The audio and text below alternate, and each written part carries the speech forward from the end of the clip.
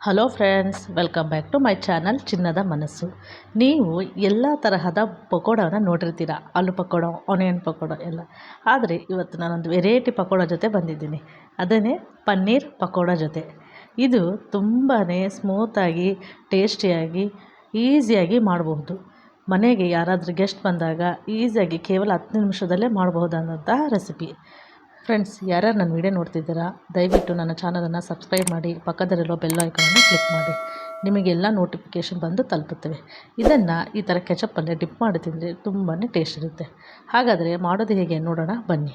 ಮೊದಲಿಗೆ 100 ಗ್ರಾಮು ಪನ್ನೀರು, 1 ಕಪ್ಪು ಕಡಲೆ ಹಿಟ್ಟು, ಮಸಾಲೆಗಳು, ಕಟ್ ಮಾಡಿದಂಥ ಕೊತ್ತಂಬರಿ.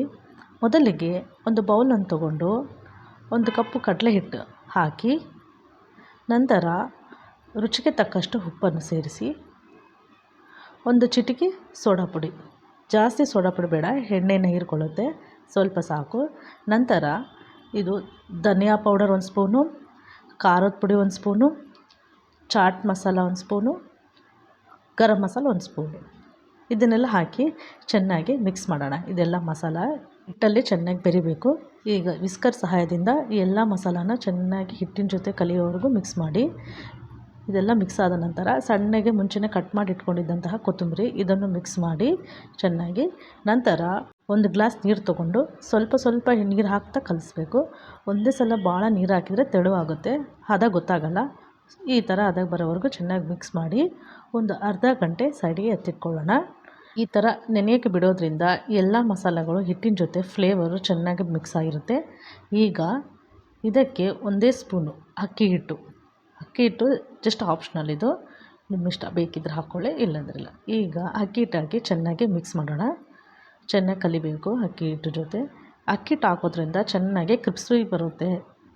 ಈಗ ಪನ್ನೀರನ್ನು ಈ ಥರ ಕಟ್ ಮಾಡ್ಕೊಳ್ಳೋದು ಸ್ಲೈಡ್ಸ್ ಆಗಿ. ನಿಮ್ಗೆ ಯಾವ ಶೇಪ್ ಬೇಕು, ಎಷ್ಟು ಸೈಜ್ ಬೇಕು ಅಷ್ಟು ಸೈಜಲ್ಲಿ ನೀವು ಕಟ್ ಮಾಡ್ಕೊಳ್ಳಿ, ಪರವಾಗಿಲ್ಲ. ನಂತರ ಈ ಎಲ್ಲ ಪನ್ನೀರನ್ನು ಈ ಹಿಟ್ಟಲ್ಲಿ ಚೆನ್ನಾಗಿ ಮಿಕ್ಸ್ ಮಾಡೋಣ. ಈ ಥರ ಎಲ್ಲ ಪನ್ನೀರನ್ನು ಹಾಕಿ ನಂತರ ಈ ಎಲ್ಲ ಪನ್ನೀರನ್ನು ಟರ್ನ್ ಮಾಡೋಣ. ಈ ಥರ ಮಾಡೋದ್ರಿಂದ ಮಸಾಲೆಗಳು ಚೆನ್ನಾಗಿ ಹೀರ್ಕೊಳ್ಳುತ್ತೆ, ಮಸಾಲೆ ಎಲ್ಲ ಪನ್ನೀರ್ ಒಳಗಡೆ. ಚೆನ್ನಾಗಿ ಈ ಥರ ಮಾಡಿ ಈಗ ಒಂದು ಸೈಡ್ ಎಣ್ಣೆ ಕಾಯಕ್ಕಿಟ್ಟು, ಎಣ್ಣೆ ಕಾದ ನಂತರ ಒಂದೊಂದಾಗಿ ಈ ಥರ ಹಾಕ್ಕೊಳ್ಳೋಣ. ಫ್ರೆಂಡ್ಸ್, ಈ ಪನ್ನೀರೆಲ್ಲ ಎಣ್ಣೆಯಲ್ಲಿ ಹಾಕಿದ ಮೇಲೆ ಫ್ಲೇಮ್ನ ಮೀಡಿಯಮ್ ಫ್ಲೇಮಲ್ಲೇ ಇಡೋಣ. ಯಾಕಂದರೆ ಒಳಗಡೆ ಪನ್ನೀರೆಲ್ಲ ಬೇಯಬೇಕಲ್ಲ, ಸೊ ಅದಕ್ಕಾಗಿ. ಫುಲ್ ಇಟ್ಟರೆ ಫ್ಲೇಮು ಎಲ್ಲ ಬೇಗನೆ ಸೀದೋಗುತ್ತೆ. ಸೊ ಈಗ ಮೀಡಿಯಮ್ ಫ್ಲೇಮಲ್ಲಿಟ್ಟು ಈ ಥರ ಎಲ್ಲನ ಮತ್ತೆ ಟರ್ನ್ ಮಾಡೋಣ. ಈ ಥರ. ಫ್ರೆಂಡ್ಸ್, ಯಾರ್ಯಾರು ನನ್ನ ಚಾನಲ್ ನೋಡ್ತಾ ಇದ್ದೀರಾ, ಸಬ್ಸ್ಕ್ರೈಬ್ ಮಾಡಿ, ಪಕ್ಕದಲ್ಲಿರೋ ಬೆಲ್ ಐಕಾನನ್ನು ಕ್ಲಿಕ್ ಮಾಡಿ, ಮತ್ತು ಒಂದು ಲೈಕ್ ಕೊಡಿ, ಓಕೆನಾ? ಈಗ ಇದೆಲ್ಲ ರೆಡಿ ಆಗಿದೆ. ಈಗ ಇದನ್ನೆಲ್ಲ ಸೈಡಿಗೆ ತೆಗೆದು ಒಂದು ಟಿಶ್ಯೂ ಪೇಪರ್ಗೆ ಹಾಕೋಣ.